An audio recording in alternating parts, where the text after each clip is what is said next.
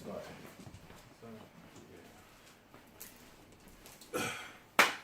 Alright, Shalom. Start by saying all praises to Yahweh, Ba'ashem, Yahweh Shai, Ba'ashem, Arakah, Kadash. Double honors unto the apostles and elders of Great Millstone who rule well. And Shalom to the hopeful elect. Shalom. Shalom. You wanna kick it off? Got anything?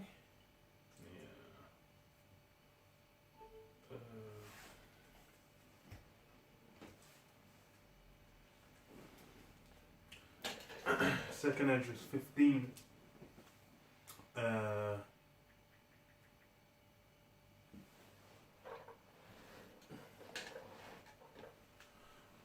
Verse 5.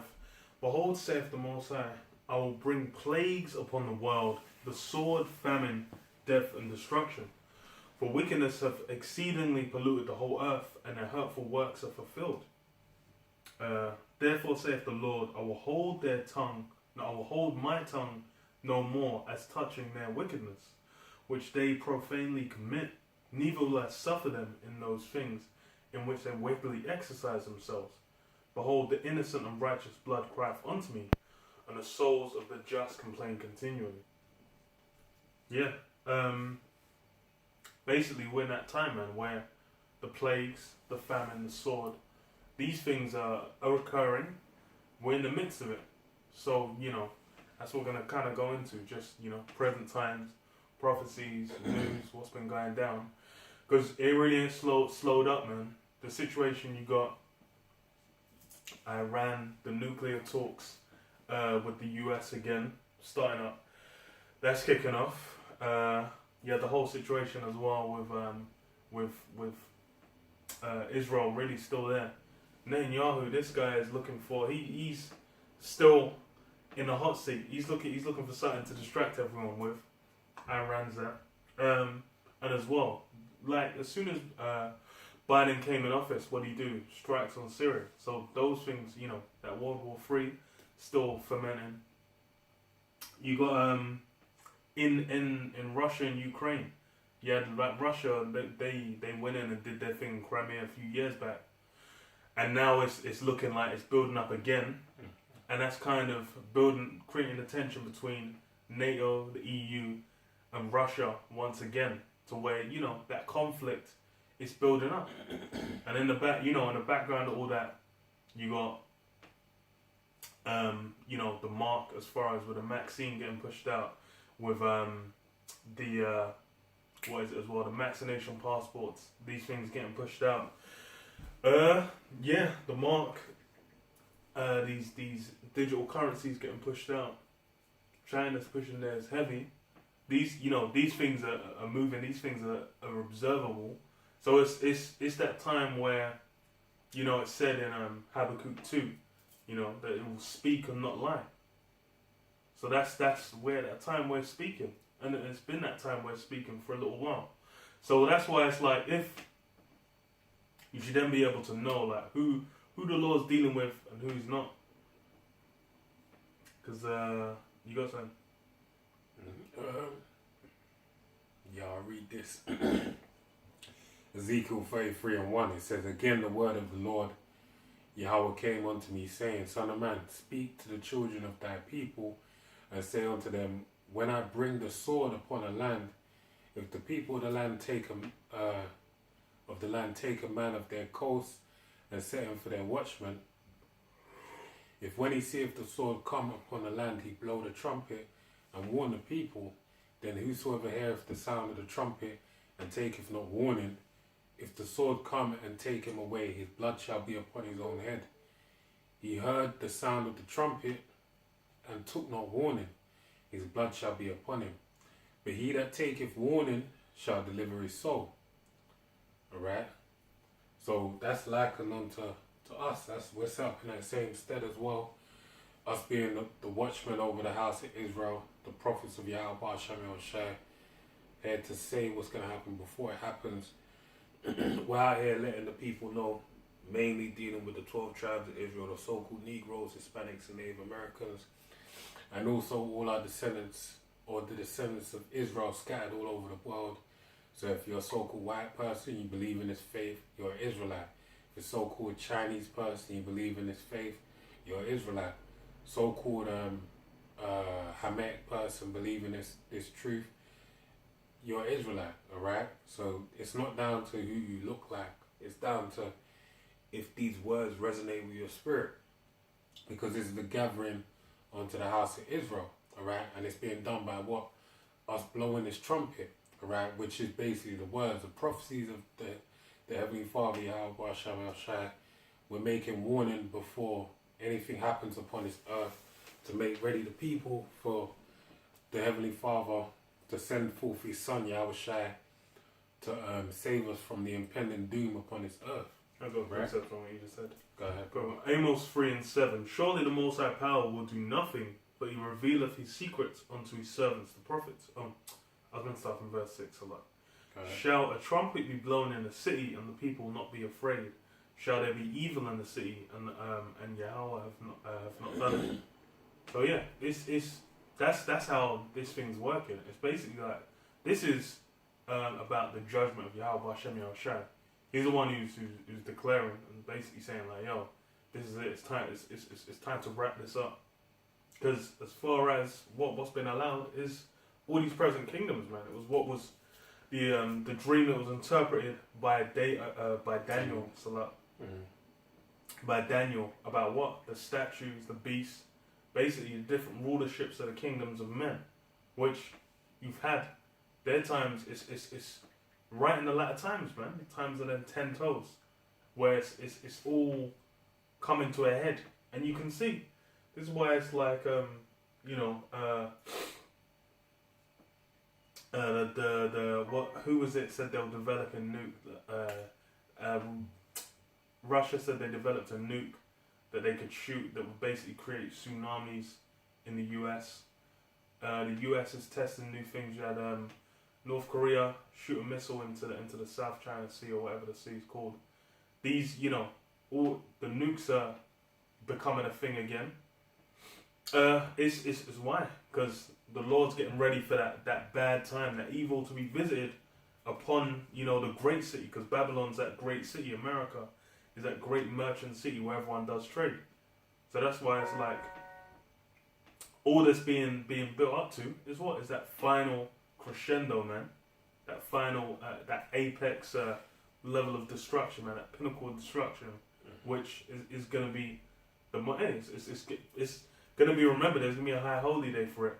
That's how significant it's going to be. So yeah, surely the Most High will do nothing, but He will reveal His secrets unto His servants, the prophets. Yeah, so the prophets, we're the ones who's had the secrets revealed to us. That's why it's like through the Spirit came through our apostles and elders and on down to where what we're all pushing out the same message, man. The Spirit's got the whole he's the whole elect, the sheep of Yahweh Shai. Body of Yahweh Shai. Yeah, speaking that same message, which now you're seeing manifest. And what says the lion have roared. Let's say the lion have roared. Who will not fear? The Most High have spoken. Who can but prophesy? Yeah, that's it. It's the word's gone out. So you should be in fear. You should basically that should be the motivation to be like, yo, you want to get right with Yahweh Hashem Yahushai as an Israelite. Otherwise, if you're one of the other heathen, you're basically like in the stands watching. You're an observer. And if you're an Edomite, just get ready for everything that you love about this world to come crumbling down, man, and get ready to go into captivity. Yeah, done on that. I got something else to land back off your one, and I go back to Ezekiel. 1 Corinthians 14:6. Now, brethren, if I come unto you speaking with tongues, what shall I profit you, except I shall speak to you either by revelation, or by knowledge, or by prophesying, or by doctrine, right? So when we speak, it ain't about coming and speaking in tongues. Oh, this brother knows how to speak Greek. If you don't understand what's being said, if you don't understand the weight of the words that we're saying, really, which is the weight of the words in this Bible, then it's to no avail, because we should be, as Paul said, by revelation, by knowledge, by prophesying, and by doctrine. That's how we should be coming. Alright? Verse 7. And even things without life giving sound, whether pipe or harp, except they give a distinction in the sounds, how shall it be known what is piped or harped? Alright? So, this is the point, going into the point, verse 8. For if the trumpet give an uncertain sound, who shall prepare himself to the battle? Alright? And that's the point. So, there was, I believe it's actually, I was thinking about it now, it's in the book of Numbers, it goes into this, the distinction of sounds, the different trumpets in the law. It basically establishes different sounds for different trumpets to be blown. I believe when they were gathering the camps, when you go into the history, so they basically said, when you hear this trumpet sound, it means this. When you hear the trumpet sound, it means that. When you hear the trumpet sound, you do this. So all the trumpets basically ordained a different meaning, alright, and they indicated for the people to do certain things, alright, and that's the point. So let me read again. For if the trumpet give an uncertain sound, who shall prepare himself for the battle? And that's the point. I could read on, but that's more or less it. So when you hear the trumpet being blown, it's for what? To indicate, and really, as the brother just read in Amos 3 and 6, you know, the trumpet is being blown to let you made known what's going on. Alright, it says Ezekiel 33 and 6, but if the watchmen see the sword come and blow not the trumpet, and the people will not be, he be a Salakia, man. As watchmen, we're meant to do what? We're meant to stand upon our watch and write the vision, make it plain upon tables. You know, we're meant to basically publish this word. And that's why we go into measuring the time diligently, alright? And the way we do that is by watching as well as praying, and we work out what prophecies are going on, and then align the prophecies that are going on with the current affairs in the world. And then it gives us an indication of where we are. But then what we meant to do in knowing that, we ain't meant to sit on our talent or basically, you know, wrap it up and leave it there. We're meant to go forth and bear our light before the people. You know, a light shouldn't be put on a bushel. It should be put on top of on a candlestick so it can give light to the whole room. So we're basically lighting up the world to let everyone know that, look, and mainly we're letting everyone know because it's the prophecy of Yahweh Hashem Shai. He wants everyone to know before he comes, but mainly to ready the elect of the house of Israel. So I read that again, verse 6. But if the watchmen see the sword come and blow not the trumpet, and the people be not warned, if the sword come and take any person from among them, he is taken away in his iniquity, but his blood will I require at the watchman's hand. Alright? So we didn't, because there was no warning made, he will die in his own iniquity, but it will be required at the hand of the watchman. So thou, O son of man, I have set thee a watchman unto the house of Israel. Therefore thou shalt hear the word at my mouth and warn them from me. Alright? So I'll read on a little bit more. It says, when I say unto the wicked, O wicked man, thou shalt surely die. If thou dost not speak to warn the wicked from his way, that wicked man shall die in his iniquity, but his blood will I require at thine hand. Nevertheless, if thou warn the wicked of his way to turn from it, if he do not turn from his way, he shall die in his iniquity, but thou hast delivered thy soul. Alright? Yeah, so that's more or less it, man. You know? You got any news or scriptures you want to bring out? I think I wanted to read one other one. You want more? If you want more. We'll have it, so. Nah, I'm good. So I got this on AP, just about the situation between Iran and the state of Israel. It says, Iran ship said to be Red Sea troop base of Yemen attacked. It says, an Iranian ship believed to be a base for the paramilitary Revolutionary Guard and anchored for years in the Red Sea of Yemen has been attacked, Tehran acknowledged Wednesday. Iran's foreign ministry confirmed the attack on the MV Saviz, suspected to have been carried out by Israel, though Tehran did not immediately blame its regional arch enemy. The assault came as Iran and world powers sat down in Vienna for the first talks about the US potentially rejoining the tattered deal aimed at curbing Iran's nuclear program, showing events outside the negotiations could derail the efforts. Yeah, so this is kind of, you've had really since DJ Trump was in office, they've been kind of jousting around with Iran. And Iran's kind of, I think the deal got made just before Obama came out of office. Then Trump just fucked it off, and then you've kind of had, over the process of time, they've just kind of like completely gone off like any kind of recognition of it. And like the EU's still trying to fuck with them, but it's because the US put sanctions on them. They were just like, fuck it, we gotta do what we gotta do. Because otherwise their economy was a bit fucked. It's funny, I was doing reports. It was like, yeah, they were kind of like, there ain't really much they can do, but then certain men were moving around it. So this is kind of, and that's the thing as well. It's like with how, prophecy is gonna go down, you're gonna have everyone's gonna hate the whore and burn her with fire. So really, it's even everyone that's allied with America, they're essentially sick and tired now. Something's gonna go down. We don't know the specifics, but it will result in all these countries turning against America. And this is, part of that power that is being exercised by America, on these sanctions, being able, that historically what they've gone around and done, these things are going to turn around to bite them in the ass. Because why? Esau's really been thinking he's got away scot-free with everything he's done. Because even to this day, he still does. He's continued with his wickedness. It's not stopped. His societies have stayed strong and reinforced, man, in their wickedness, man. It's like them pride parades. It went from like a day to like a week to like a month. Mm-hmm. So it's basically, gaining in strength. And that's completely against the scriptures. Even if you deal with like the different churches. I remember I did a video on it. The Roman Catholic Church saying that like if you're LGBT, then you got no business in the church.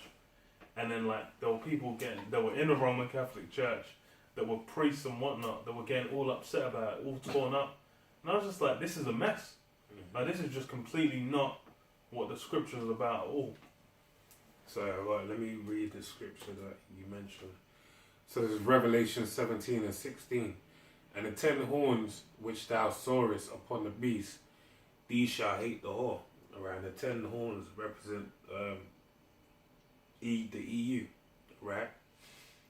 If I'm correct, right? The 10 common markets of the EU, yeah, I believe it's the EU. Yeah. So it says, and the 10 horns which thou sawest, yeah. Yes. I think the heads were the original 7 lands, like for ancient Rome. If I remember correctly, Germania Major, Germania Minor, the Franks. We'll look it up. I got it saved on my phone, so I'll look it up after I read this. And the 10 horns which thou sawest upon the beast, these shall hate the whore, and shall make her desolate and naked, and shall eat her flesh and burn her with fire. Now, are they literally gonna eat the whore? Are they gonna burn her and eat her in as a form of cannibalism? No. It's talking parabolically, alright, metaphorically. It's basically saying that the way that they're going to eat the whore represents America, and the way they're going to eat up the whore is by way of ICBMs, okay, nuclear weapons. When you go to the book of Isaiah 9 and 5, actually, when you go to the book in this book, Revelation, you go to the 8th chapter, it's prophesied an angel speaks of 3 woes, alright, and the 3 woes represent 3 world wars.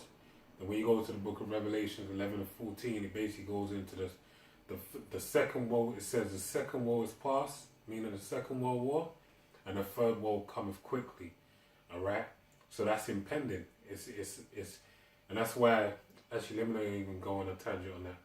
But the point being that it's coming quickly, and in the book of Isaiah, the 9th chapter, it tells you that this war will be done by way of fire, alright? And that's the president that's been set after he had the World War One and Two. What was on the onset from the fall of Germany and America becoming a superpower in contention with Russia, they basically started dealing with nuclear power, right, and basically building warheads, alright? So reading on it says, and the 10 horns shall hate, and the 10 horns which thou sawest upon the beast, these shall hate the whore, and shall make her desolate and naked, alright, and shall eat her flesh and burn her with fire.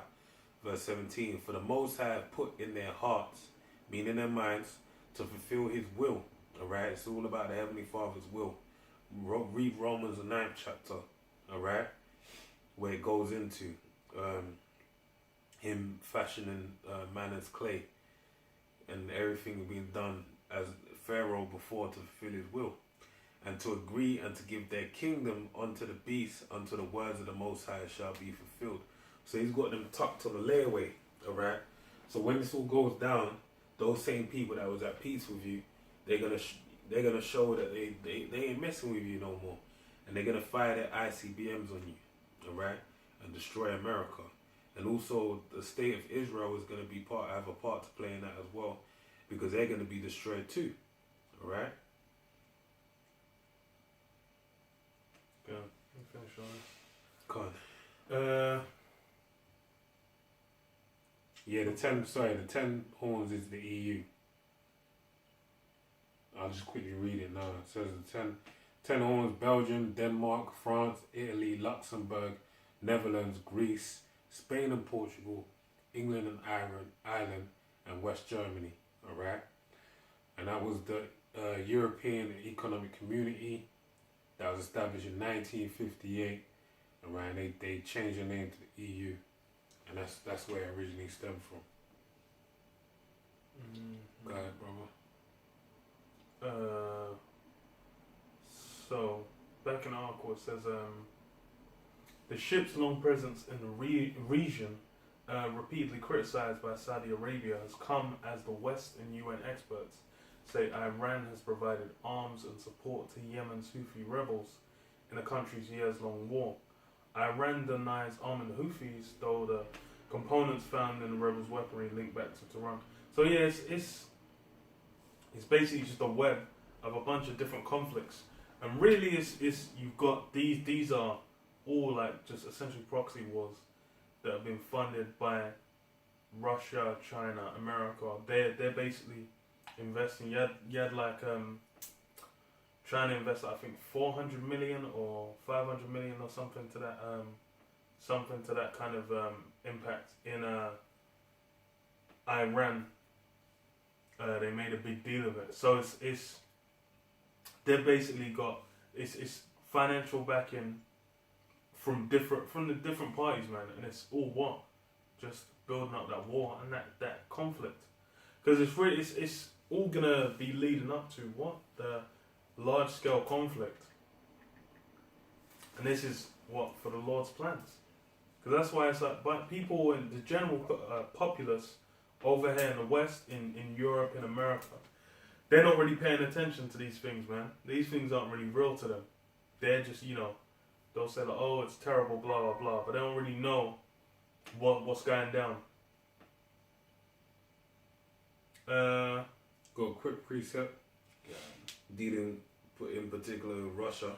So it's Ezekiel 38:1 down to verse 4. It says, and the word of the Lord came unto me, saying, Son of man, set thy face against Gog and Ananda Magog, and the chief prince of Meshach and Tubal, and prophesy against him. So Gog and Magog is the historical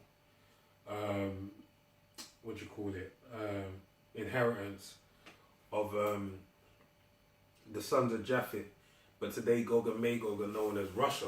All right, basically. So reading on it says, so basically what I'm saying is that what the word is saying is talking. This is about Russia. All right, and I will turn thee back and put hooks into thy jaws, and I will bring thee forth and all thine army horses and horsemen, all of them clothed with all sorts of armour, even a great company with bucklers and shields, all of them handling swords. So that's why, as the brother read about, this being a proxy war, you have Russia basically setting themselves up alongside with Moab as well.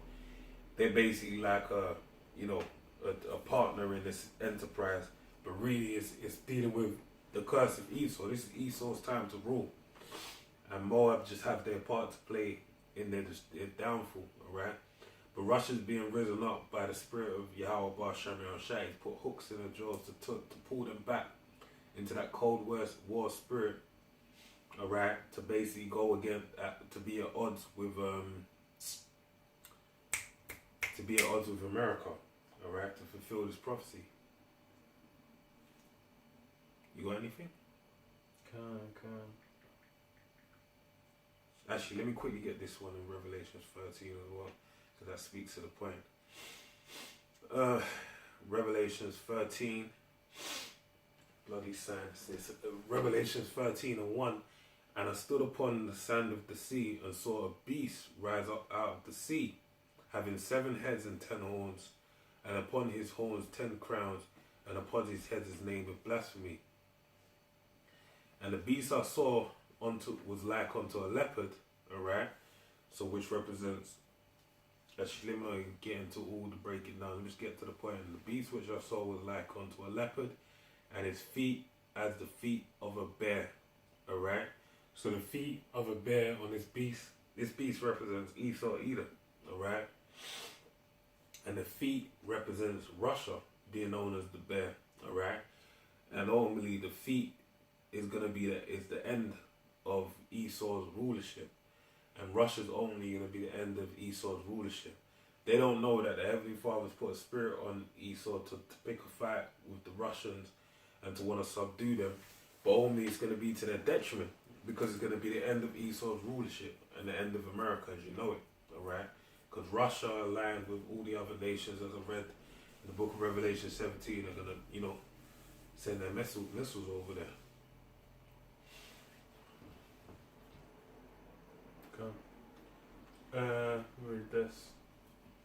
Let me check my cooker real quick. Job 20 and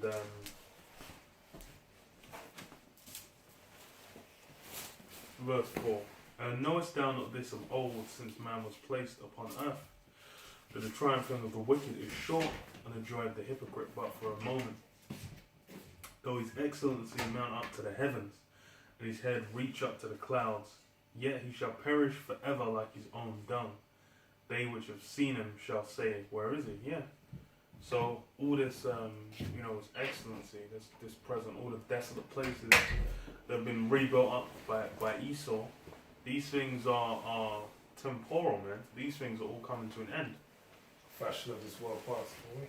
Yeah, because like even with it's like the what do you call it? The conflict between what's the word I'm looking for, man? The people basically warring against each other. All these differences that are being accentuated by Esau, like the racial tensions, the class tensions, all these different things. Like you had, now it feels like forever ago with the Occupy movement where they were like, saying, 1%, yeah, so I that's forgot a about throwback, that. yeah. Yeah. It was 10 like when they were years saying, ago or something, yeah. yeah. It was like, the 1% and blah, blah, Yeah, blah. yeah. That these things have really always been in the background, because lately they've been bringing up like how millionaires have essentially made a killing over the course of the lockdown. I think they said there was like more new millionaires made, and they like increased in money, whilst the general, like everyone else is broke and on the bottom, decreased in money. So these things are being highlighted. The financial gap is growing wider. Yeah, so all these schisms and differences are going to be utilized. Well, the elites think they're utilizing it, but it's it's for prophecy. So I got this article on what's it called, on the Guardian. It's in Northern Ireland, And them Irish cats are absolute fucking psychos and maniacs anyway. So, like, I was watching a documentary kind of breaking down the Troubles, and it's like them man were just on a straight madness. Like, man were 11, 10, rolling around with revolvers and submachine guns, blazing each other up, blowing up cops, blowing up shops, you know, bombing shit. Them guys went absolutely like ape shit. IRA era. Yeah. All that. It's the shit last of it. It was like from the 60s to the early 2000s, right? Or late I think 90s? like 1998. The Good Friday Agreement was like 1998 or something. Okay. It was real Yeah. recent. Because we remember that we're watching that on the news. Yeah. Every bloody day, man. IRA. Yeah, just fucking shit up. Mm-hmm. So it's like, and why it's coming to focus now is because of this whole Brexit situation. You had the basically like there's they said because they said there needs to not be a split between like Northern Ireland and Ireland and Northern Ireland. But obviously now that Northern Ireland's still part of the UK and Ireland's part of the EU, they made the deal which basically would result in that. And then, you know, no surprise, you got the fallout from it. Let me read this because it's well, I say it's funny. It shows the kind of madness that's going on over there. So it's on the Guardian. It says bus set on fire in Belfast on 6th night of unrest in Northern Ireland. It says what stones thrown at police and press photographer attacked in assaulted and attacked condemned by First Minister and PM. So it says a bus has been hijacked and set on fire in Belfast in the 6th consecutive night of violence in Northern Ireland. The vehicle was set alight at an intersectional area between nationalist and unionist communities. The bus service of Northern Ireland, PSNI, said stones were thrown at police while a press photographer was assaulted during the course of their work on Wednesday evening on the junction of Lanark Way. It says tyres and bins were set on fire near the interface gates at Lanark Way, which open in a wall that separates the two communities. And it's funny that they still have the separated community. So I remember I was even watching, maybe it was, I don't think it was Captain Planet, but there was, I think there's a clip in Captain Planet, but it was like in the cartoons in the 90s. I remember there was one where they were showing like the difference between going into the conflict, and it's like they I think they're time travelers or something. They go back to that time, and then they're saying like they meet someone and it's like, oh, what, you're fucking Catholic, eh? They start swinging in the street. The man are chucking bombs, burn down houses, burn down a whole row of houses, and that's the kind of shit that was going down. And it's like the whole kind of crux of the plot is man's like he hates these, he hates these